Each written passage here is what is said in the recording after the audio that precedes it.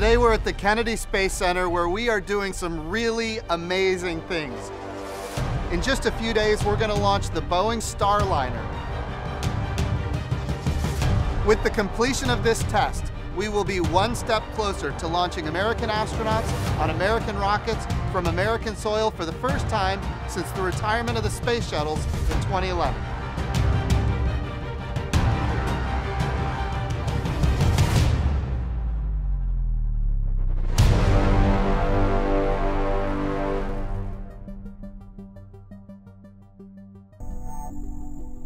All right, well, good morning and welcome to the Kennedy Space Center, America's premier multi-user spaceport.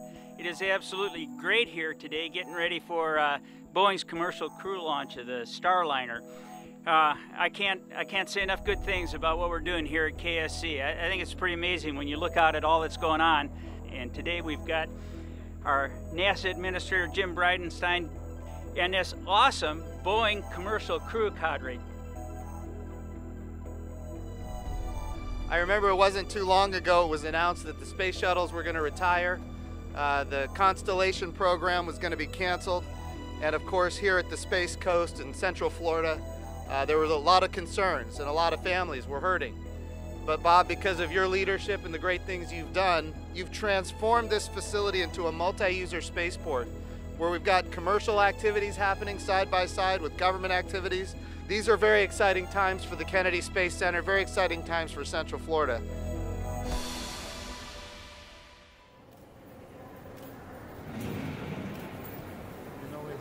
How are you, sir? Hey, good to see you. Good to see you. Thanks for being here. Katie? Good to see you again, sir. Good to see you always. How are you? Good. Excellent. Welcome. Hey Jim, how are you doing? Great to see you. Awesome, thank you. Welcome to the Starliner High Bay where the spaceships are born. It's pretty amazing, isn't it? Yeah. Tell me about these. What are we looking at here? Let me start over here.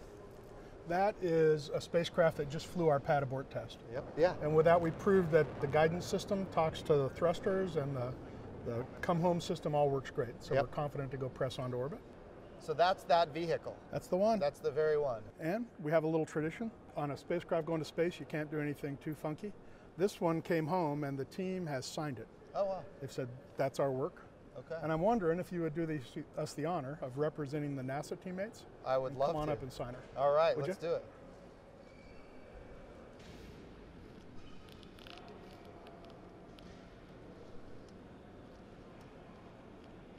This was a test vehicle. Can I show you the first one to carry people? Absolutely. Let's go talk to Chris Ferguson. He's going to fly in her. Okay.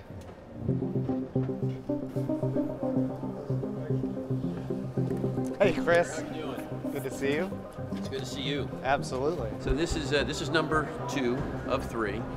These capsules are mostly autonomous, which means they sort of launch and they're able to find the International Space Station and dock with it with little or no assistance from an astronaut. However, there is the system in place in case the astronaut needs to take over, where they can guide it and manually dock it if need be. Okay. With an autonomous vehicle, we are largely a monitor, right, to make sure things go off as they're supposed to, and that an action, if it was intended, is in fact completed. And the way we manage that is we actually watch the script execute right on the screen. So Chris, you personally are going to fly on this vehicle, and maybe multiple times into the future. I mean, who knows? And this is historic. You as a Boeing astronaut are really blazing a trail. I think that this is the beginning of something that we'll see a lot more of. You know, early on, we had military pilots work hand in hand with the government test pilots to develop airplanes, and I think what you're seeing now is just an extension of that. As a nation, as an agency, we need to see a lot more commercial astronauts and a lot more commercial activities in space. Ultimately, because that's how the future is going to be. We need to see lines of effort that include advanced manufacturing and industrialized biomedicine in space, with a lot of the capital coming not from just the American taxpayer, but capital coming from private industry, improving the lives of humans here on Earth. And that's what the commercial industry is all about, and that's why we need commercial astronauts.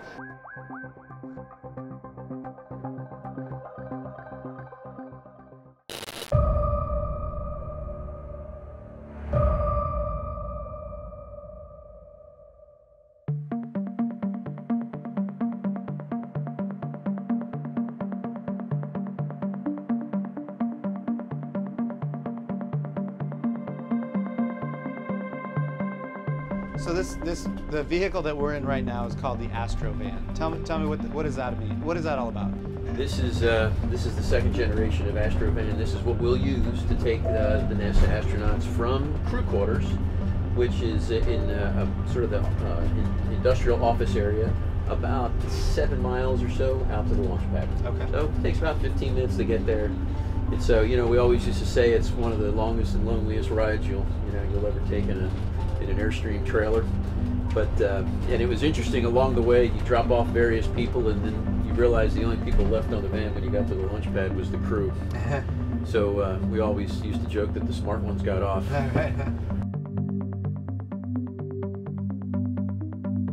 So Tori, we're at Slick 41. Tell us, what is Slick 41 and what do we have behind us? So Slick 41 is the home of the mighty Atlas rocket. This will be our 81st launch of this rocket. So this giant manifold here is part of our acoustic suppression system. It's going to spray water, unmistakable when you see the launch go off. You'll see all that water. Most people think that's for fire, but really the interesting thing is it's not. It's for sound. Because when the rocket clears that launch pad, the sound coming out of those rocket motors and rocket engine is so loud, if it reflected back off this pad, it would damage the spacecraft. In fact, if you could stand here and somehow survive the fire, the sound alone would kill you. Oh, wow. And so all of that water present on the pad absorbs the acoustic energy and protects our payload. Well, make sure that water works. Can you do that? I will absolutely double check it. So those big white cylinders you see on the side are solid rocket motors. They give us extra impulse coming up off the pad. That's a lot of propellant, and it's going to generate each one of those almost 400,000 pounds of thrust. In the center, that big tube in the middle, the bronze-colored one, that's our main propellant tank for the center core. We can step up here. So that's the real McCoy, all 109,000 pounds of solid propellant. And that's a heck of a view. It's pretty awesome. Yeah, 190 feet straight up.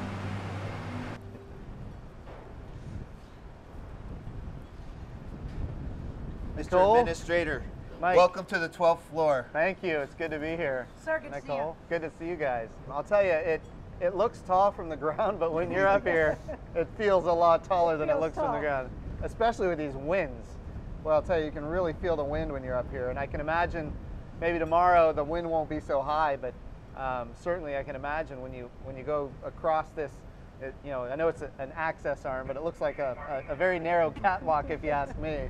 Well, we'll be coming out here in our spacesuits. Yeah. And we're going to be, even though we're steely, aviators, we're still going to have a lot of emotions. This is our last moments on planet Earth before we go launch into space. Yeah. And the winds are actually a blessing, because in space station, there is no wind, right? Right.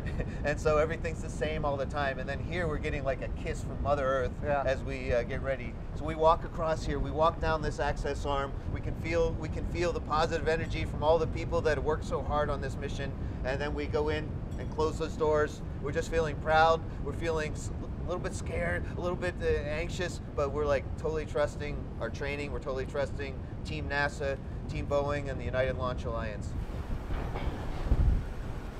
So of course you can see your Starliner sitting there on top, and that's where Spanky and I and Fergie, when we climb in through the crew access arm, right into the side hatch we go into Starliner. On the top of that is the IVA hatch, and that's what's going to dock with the International Space Station. Beneath Starliner, you can see the service module. That's where it has a lot of our life support system, our prop, the engines while we're orbiting and maneuvering in space. And then below that, you can see this amazing Atlas fiber rocket. Well, I'll tell you, what you guys are doing is going to inspire the nation, but not just our nation, also people all around the world that are going to be watching this. So thank you so much for what you do. Thanks for the opportunity. Thank you. Thank you, sir. We'll do well. All right. Sonny, what are we doing here? So we're at Spacecraft Launch Complex 41, standing in the shadow of the Atlas V with the Starliner on top, with the crew access arm connected to it, ready actually for people to eventually get on board. We got Rosie, the mannequin inside that is instrumented, and so we're going to get some data to see what our ride's going to be like when Josh and I actually get to fly on this thing probably at the end of next year. Great. And Josh, what's your role in this? To not mess anything up is the goal today. This is the capsule that Sonny and I are going to have a chance to fly in, along with 2 others. And so we're following the whole process from beginning to end. You know, from launch tomorrow morning to docking the next day and to landing a week and a half later. For me, it's just a situation where I find myself pinching myself. It's just, it's incredible to see this happen. We're living science fiction. It's really happening right here. We've actually done a lot of engineering work with the Boeing team to work on the software, so when the humans are interacting, they've got that situational awareness of all the automation that's processing in the spacecraft and how we would recognize if there was an issue or a problem and how we would interact with it. We're looking at where our future is. We have a $400 billion space economy. What you're doing is leading the way for that space economy, lowering the cost of space travel and providing more access to more humans on Earth to get to space. It's about expanding the human condition by finding new knowledge. And I'm just so proud to be with you, but that's why we're here. So I thank you for what you're doing. This is a new era in human spaceflight. And there's a number of reasons why this day is so important. We are on the cusp of launching once again American astronauts on American rockets from American soil for the first time since 2011, the retirement of the space shuttle. So this is a big day. How many of you have seen a rocket launch before? Can I get a show of hands? Oh man, you got, okay, how many have not? Let me put it that way. This is the group I want to talk to, all right? Anytime a rocket ship leaves planet Earth, it is an experience. I don't care what's on it. And you see it, you feel it, you experience it, it's emotional. Welcome this morning to NASA's Kennedy Space Center in Florida. Starliner is nearly ready for our uncrewed orbital flight test. You can see it over our shoulders, lit up on the launch pad. 10, 9, 8, 7, 6, 5, 4, 3, 2, 1, and liftoff. The rise of Starliner, a new era in human spaceflight.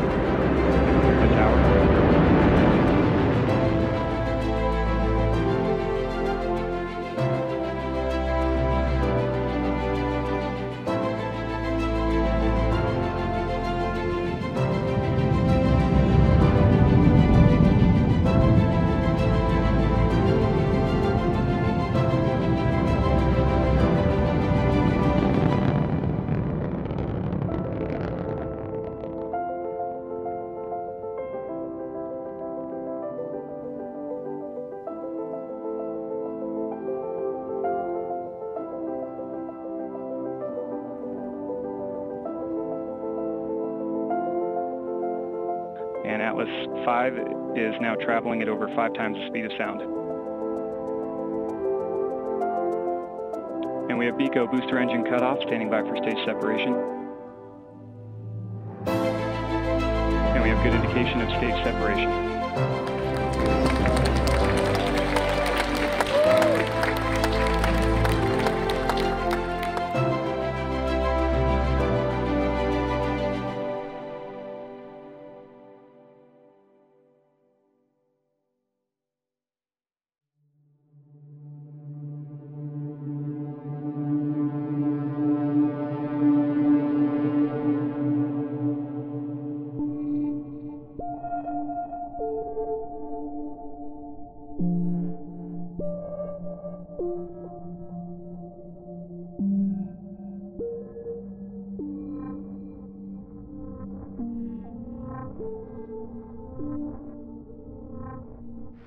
We had a great launch this morning, and the Starliner is now in orbit around the Earth, and that's because of the great work that you here at Boeing have done with your partners at NASA. That's important, and it needs to be recognized. And I know, I see that look around, I see a lot of people that are concerned and worried about the fact that the insertion burn did not go according to plan. And it's of course a concern to me as well. It's a concern to all of us. But here's why we test. Because we're going to learn things. And from what we learn, we're going to make changes and we will move forward. That's what we do. And so this is a good day. It's a good day. We train extensively for this type of contingency. And had we been on board, there could have been actions that we could have taken. This vehicle is a new level of automation that we've never seen before. And so what we're really doing is we're testing that automation, and that's why you have test pilots on board, especially for these early missions. That's our job, that's what we're trained to do. We are looking forward to flying on Starliner. We don't have any safety concerns. Everything on the ascent, all the systems that would keep us safe have functioned properly on the launch and currently on the vehicle. We're looking forward to all the test data, and we're looking forward to a landing at White Sands. Good morning from Starliner Mission Control in Houston. It's December 22nd, 2019, and we think this will be a day to remember. We have chosen the longest night of the year to bring Starliner home. Happy winter solstice to everyone. Starliner flight control teams have been working around the clock to get Starliner set up for a safe landing, and today is the day. The entire team here in the room is quietly watching, making sure all the systems continue to look good. And we see three main chutes. We see the red, white, and blue as Starliner descends. Base heat shield has jettisoned. That is the base heat shield falling away as planned. Airbags are inflating. And that is the last of the milestones, so now all that's left is for Starliner to float down to the surface of the desert. And Starliner touches down in the desert in New Mexico. An historic landing in White Sands, New Mexico concludes the first flight test of Boeing's Starliner spacecraft. The first time an American-made, human-rated capsule has landed on land. Congratulations, Starliner. Congratulations, indeed. This is my first spacecraft landing. It was incredible to see. We're so excited for the Boeing and NASA team, and the recovery forces today just did an incredible job. Yeah, we got a lot of data on the launch, the orbital portion of the flight. Being able to just watch the entire sequence from the ground on down was just fantastic. Really clean landing. We had a beautiful, amazing team all out here ready to support. Everybody was pumped. Everybody was cheering. It was spectacular. I mean, she's back. She's home. We are really, first and foremost, pleased with how this team came together. Flying a different trajectory, different aero shape. You can only test that at scale. That went terrific. Return is something that you can't really test. You got to put your heat shield on and go through the heat regime. Today we just had, it couldn't really have gone any better. The ground crews, Chris, Nicole, Mike, they're telling us there's hardly any charring, perfectly level on our airbags, and that bodes really well for reusability. From an overall perspective, we are just as pleased as we could be with the design.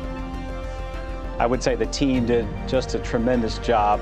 What you find sometimes is when you execute a flight differently than planned and a mission test flight differently than planned, that team comes together in a unique way. And the NASA team, the NASA engineers, the flight control team, the Boeing team working side by side to solve problems in real time, to come up with innovative solutions, to keep decisions ahead of them, and then to end up like today where we had a successful deorbit burn and entry and landing. If I look back at this year from a commercial crew perspective as a program, you know, we've had a tremendous year. With the holidays in front of them, they just did a tremendous job, and so my hat's off to them.